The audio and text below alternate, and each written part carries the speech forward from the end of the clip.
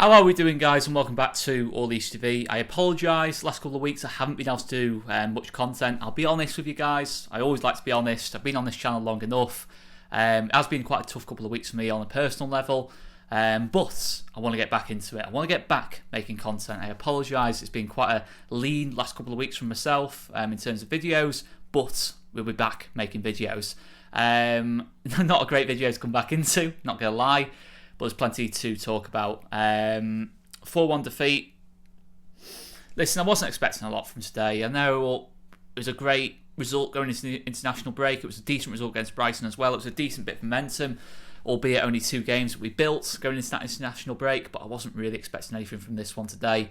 But I probably expected more than what we actually ended up giving in the game. I thought it was a 4-1 defeat, but we were pretty poor today. I thought we were pretty poor. And listen, I know you can say Arsenal have been absolutely hammering every single team in this league this season. They've been absolutely fantastic and look likely to go on and win the league. But we were not good today. I cannot hide from the fact that we were poor ourselves today, and we really have gifted Arsenal a lot of goals today and a lot of momentum in the game in general. And listen, I think the only positive from this weekend is that we can't go into the bottom 3 as far as I'm aware. I think if my maths serves me right, we can't go into the bottom 3. Yay, a bit of a positive. But no, it's like the Frank Lampard meme, that when I went from positive to negative. But no, the results have gone against us well and truly. The results have gone against us well and truly. And we know all about that. Whatever, the results will go against us from time to time. Bournemouth won, Palace won, Forest and Wolves got a relatively positive result themselves.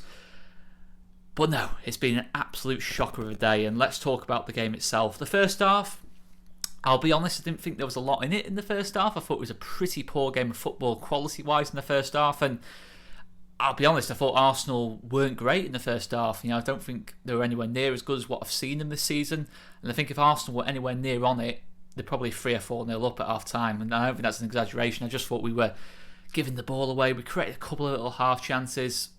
But we did our job, let's be honest, we did our job. We kind of spoilt the party a little bit, and you can say we did that, but some of the careless mistakes we were making in the game were pretty poor, and we were a team in transition. This is no slight on Javi Gracia.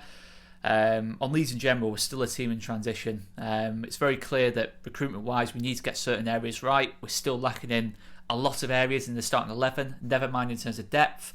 We are definitely still lacking in that starting 11 in certain areas, and unfortunately, I've got to go to Luke Ayling first and foremost. He had an absolute shocker today, an absolute stinker of a performance today, if we're being totally honest. And I hate picking on individual players, but I think that first half, the goal was always going to come from Martinelli against Luke Ayling. I think Martinelli's a fantastic player. I think that's a big caveat.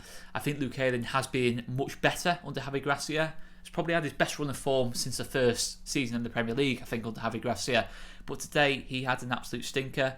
It felt like tactically we put Christensen and Ayling in the same team to try and negate that threat of Gabriel Martinelli. It didn't work. It didn't work at all, because the goal comes from, ironically, Rasmus Christensen diving in and Luke Ayling diving in, and we give away a penalty. And Luke Ayling's, he's dived in, he's been too hot into the challenge. Gabriel Jesus has done well to win the penalty, and he sticks the penalty away. And ultimately, as soon as you give Arsenal that goal, it changes the whole complexion of the game. It makes it a lot more difficult for us at that point. It's the fact that both our right backs both dive in. We try and play 2 right backs on that side, presumably trying to stop Zinchenko and Martinelli, and the goal comes from that side of the pitch. And there's clearly something not right. I know the results have been better under Javi Gracia. I think we are in a better place under Javi Gracia tactically and in general, but there's still something not quite right with this team. There's a reason we are still where we are, because we keep gifting goals. Illan Mellier's had another moment like the one against Wolves. Yes, that one against Wolves wasn't really his fault, but again, it's come from coming off his line, clearing it into the middle of the pitch, Gabriel Martinelli almost lobbing him, and Luke Ayling almost making a mess of the clearance. It's come from the same mistake, a long ball over the top. We've not dealt with it at all. We're panicked, and we just presented the chance. Illan, please head the ball to the sides, out that way or out that way, not into the middle of the pitch. I don't want to sound like an old-fashioned football fan here, but just clear your lines from time to time. Don't try and head it back into the middle of the pitch. We don't need to start a counter-attack. Let's just get it away and not let a situation develop. And it's happening a lot, that particular mistake in terms of a ball over the top. We're trying to press a ball over the top and we're just not dealing with it at all. And I'm just looking at my notes here because there's a lot of things to talk about on this game despite losing 4-1. And listen, I know a lot of comments are going to say that there needs to be this big caveat that, you know, we've played some top teams, you know, in the last couple of weeks. But I don't really take much attention to that because that goal we conceded in the first goal, the second goal today, could have happened against anyone really. It's individual mistakes. It's not individual quality from Arsenal. Yes, goals 3 and 4, no taken away from Arsenal. At that point, they were absolutely fantastic in the last sort of half an hour of the game, or last sort of 40 minutes of the game. They really got into the form that's the reason they're in this top end of the table. But against any team, you're going to concede goals if you make the mistakes we did on the first and second goals and the Elan Meslier poor clearance. It was a low-key first half, and yes, you could say we did our job a little bit, but really Arsenal just looked a little bit nervous themselves because they knew that first goal in the game was going to be very key, and they get it, and at that point they relax. In the second half, it's a complete and utter onslaught at that point. The forward combinations didn't suit us at all. You know, it seemed to be Brendan Harrison playing false 9. It didn't work, and listen, I can criticise Javi Gracia for that because yes, I know Wilfred Gnonto isn't available, but why have we completely changed the whole balance of the front four? I don't understand, because we scored 4 goals at Wolves. I cannot understand for the life of me why we changed the whole balance of the front four, and that is a criticism of Javi Gracia because it just didn't look right at all. We never looked like creating at all against this Arsenal team, and the goal we do get is a poor mistake of Aaron Ramsdale, that, isn't it? And yes, Adams, Verber, Gnonto are out the team. That is always going to impact us. They're probably our 3 constants of the team. They're probably our 3 most consistent players, if we're being totally honest, especially you know, Verber and Gnonto in the last couple of weeks. When they're not available, yes, I didn't think we'd get anything today, but it's a fact. As soon as Arsenal scored, we just looked absolutely nowhere near at it. No chance of getting back into the game, and it looked like, to be honest, it could have been more than 4. Quite easily could have been more than 4, and that is a concern. And yes, I do hope better weekends are on the way. I do think better weekends are on the way. I do think Forest and Palace, you know, hopefully we can get a win out of those 2 games, because if we don't, it does look a little bit nerve-wracking at that point. We do need to win out those 2 games because the table will look really bad, I think, if we don't win one of those 2 games at least. Ideally, we win both and get 4 points out of those 2 games, and the table will look a lot better. And I just think it's going to be what the season's going to be like. It's going to be very up and down from time to time. I don't think we're going to put 2 or 3 really good results together. I don't think anyone in that bottom bit of the table is, and I think it is going to go down to the wire. I don't think it's going to be 8 teams. I do think 2 or 3 teams will sort of move away out of it, you know, get onto that 40 points pretty quickly and move their ways out of it. You know, you've seen Palace all of a sudden are 5 points clear. Wolves, I think, are 3 or 4 points clear. You know, there are a couple of teams who are threatening to move themselves out of it. But yeah, the next 2 games are incredibly big, and I don't think an Arsenal result is going to be what defines our season as such. I don't think it isn't going to be what defines our season.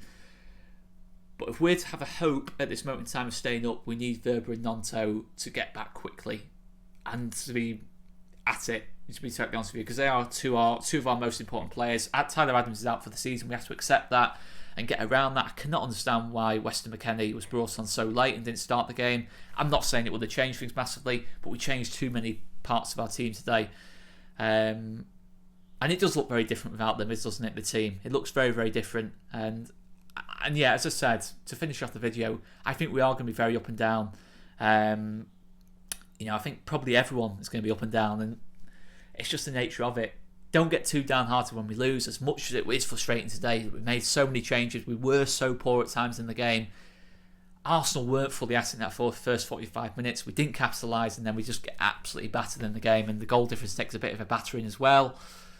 But anyway, Forest in a couple of days' time. I'm glad that one's coming up pretty quickly, and Palace after that. They're 2 absolutely massive games. Let's see if we can bounce back. But before I sign off, our fantastic sponsors, Football Prizes, have got a brilliant prize for you guys this week.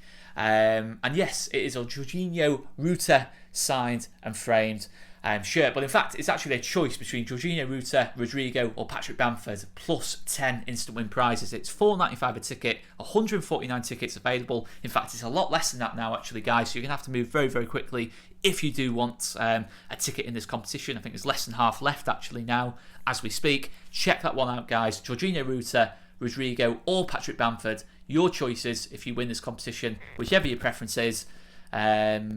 You've got pretty much, our three main strikers there. So, and ironically, the most Leeds thing ever is that none of the three actually started the game today. But do check it out, guys, in the link down below. Football Prizes.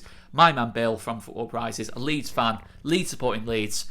Let's, if you are interested, buy some tickets on that one, guys. And it's a fantastic competition with 10 instant win prizes.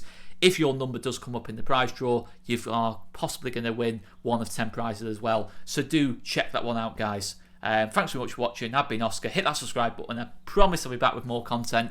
I am happier in my own life at this moment in time, but not with Leeds United. That is not helping things. Cheers for watching, guys. Thanks for watching. See you later. Cheers, guys.